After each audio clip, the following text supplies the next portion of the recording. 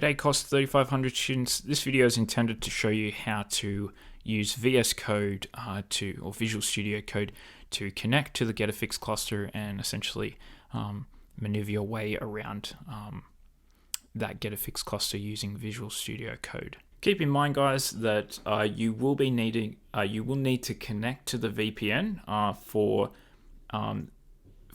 the SSH to actually work.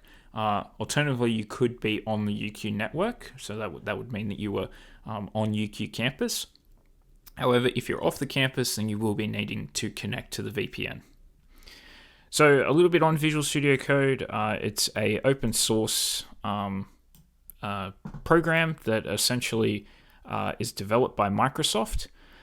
Now it is slightly different, right? Well, actually it's not slightly different. It's very different to Microsoft Visual Studio Code, right? Which is this one. It's got this purple emblem. Okay, this is a whole nother kettle of fish that I won't get into, but you might be familiar with. But VS Code is different. Okay, at its core, it's essentially just that text editing system. It's what you're going to write all your code on, and you're essentially going to run the code through a terminal, not through the actual program like you would with Microsoft Visual Studio, or like you would in a MATLAB, where it's all kind of packaged into one big thing. So I'll supply a download link, but just follow the directions of the download link and download VS Code onto your local machine. And once you've done that, it should launch, and you'll get something that'll look like this. This software works across all platforms, right? Okay, so Microsoft, Mac, and Linux. Okay, when you go to download it, you can select which kind of operating system you want it to download to. And I would recommend that even if you're not on Windows and you're on a Mac, or you're running a Linux-based operating system, I would say this is like one of the best text editing programs that you could use to edit and write your code and handle all your code.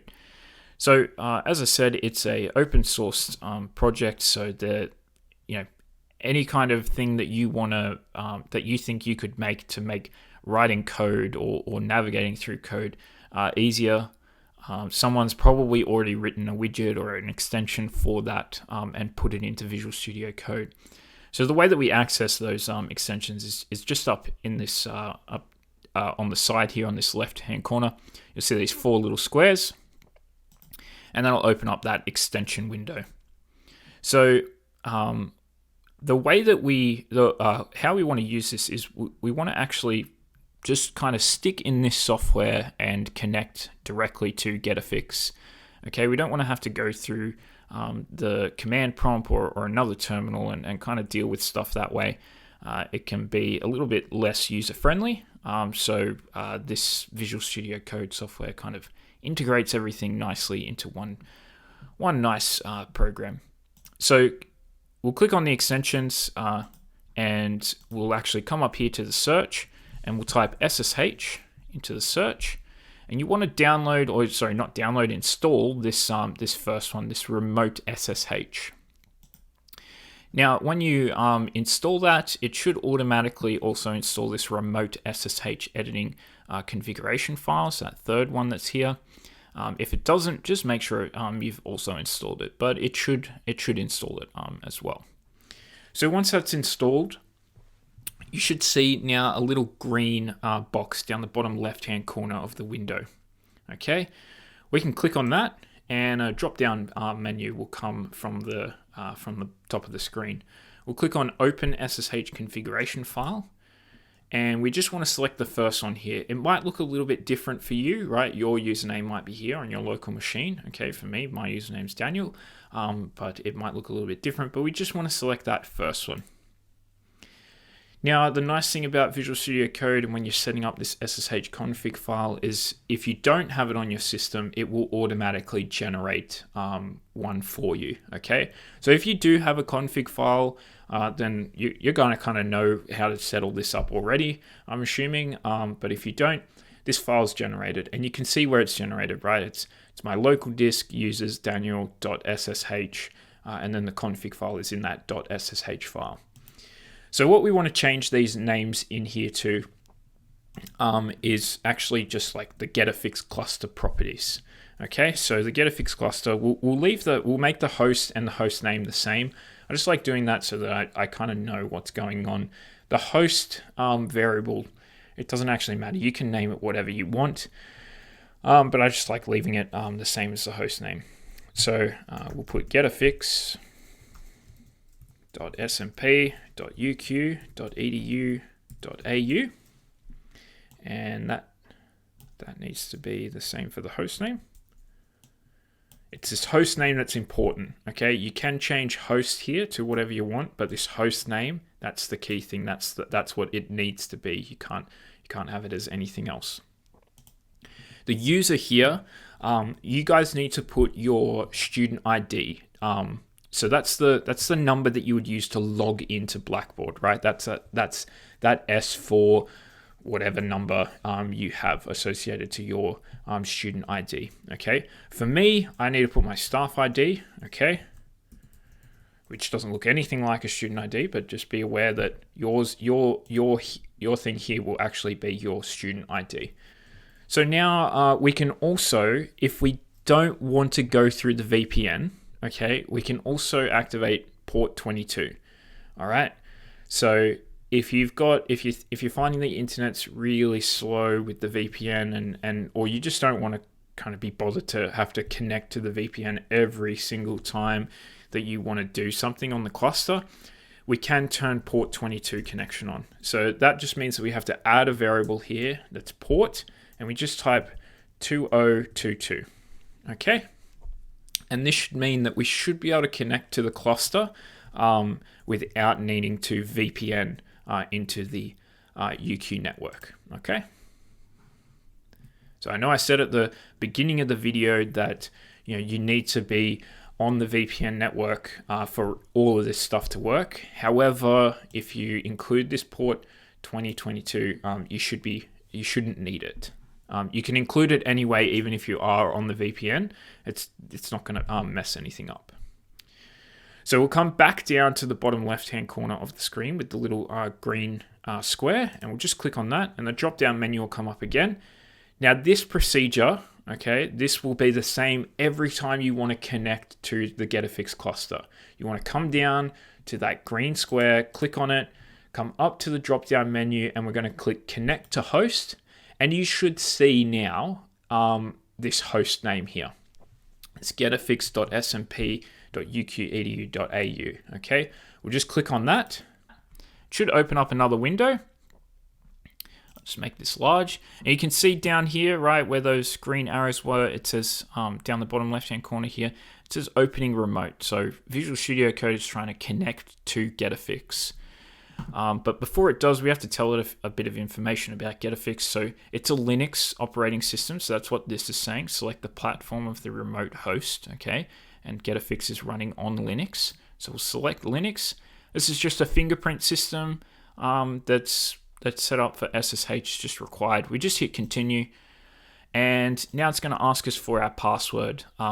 This is the same password that you'd use to log into Blackboard, right? It's that student it's for your student ID password. Okay, so we'll fill that in, and you should be able to see it should be connected. Okay, and the way that I know it's connected is down here in the bottom corner. It says SSH getafix.smp.uq.au, right?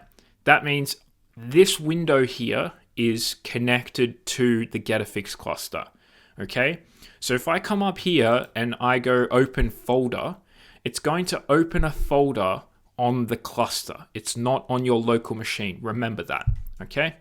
So I'll open the folder. You can see here, this is kind of all you guys should see, right? And that's totally fine. There's only going to be a few folders on there, like these dot files. They're just kind of stuff that needs to be there, but they're dots, so I wouldn't be touching them. We want to maybe make our own folder, right, to work in.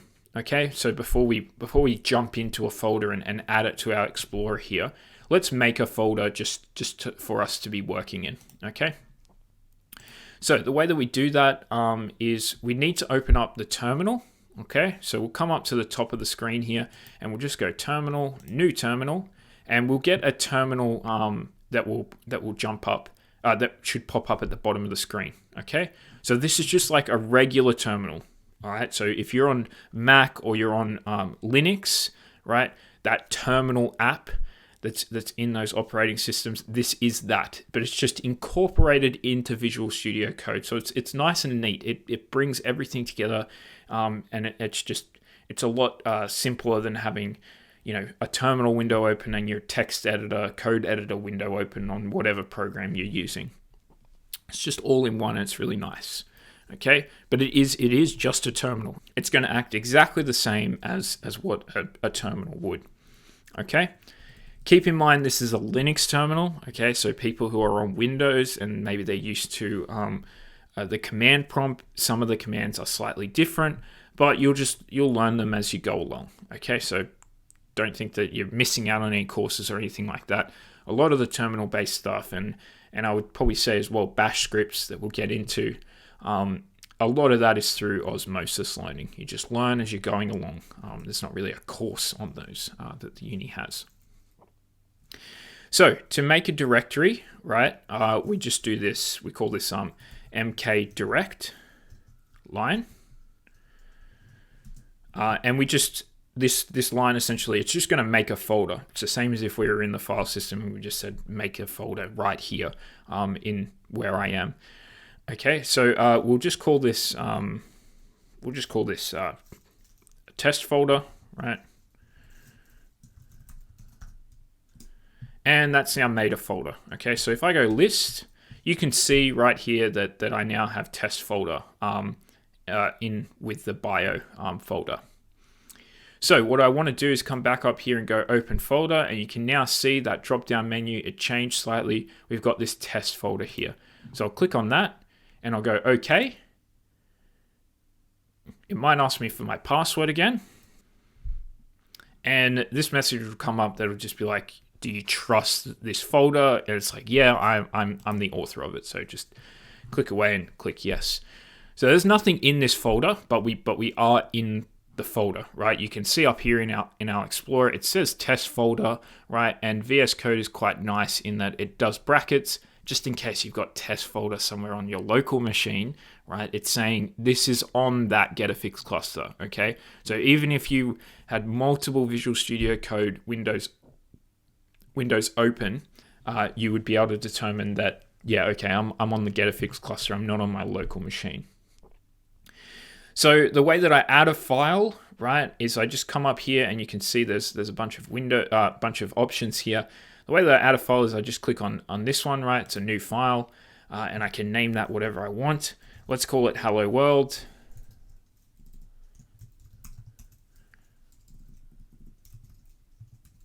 .cpp, because we will do a Hello World script in another video that I'll go through. And if I wanted to add a folder, right, I can go new folder, and that can be another folder, right? I don't know, test folder 2. Okay. And I can put things in that folder as well.